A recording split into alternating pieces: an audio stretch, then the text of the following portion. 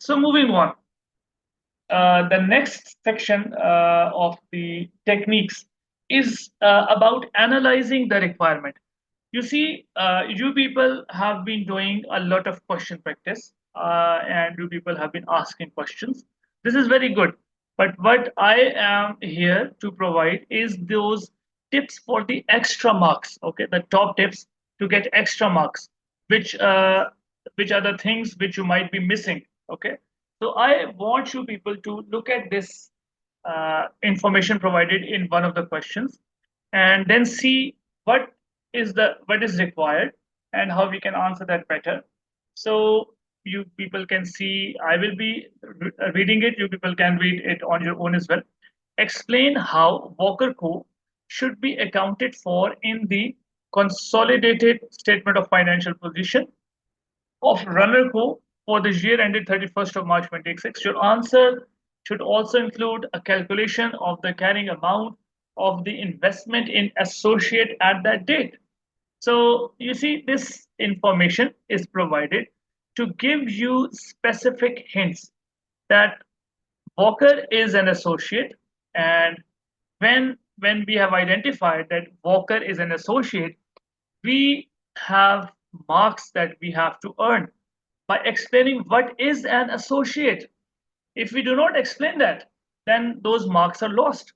If we look at those 4 marks, so clearly you can see that the question requires us to explain what is an associate, what is significant influence, and then what is equity accounting. And so these things will give us 2 marks, and the other 2 marks are going to be for calculation. So it is very important to understand the requirement. Okay, so let's move on.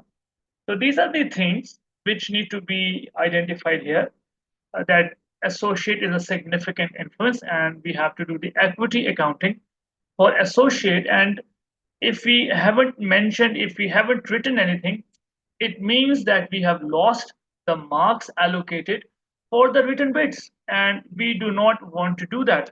Okay, so students, I am moving on.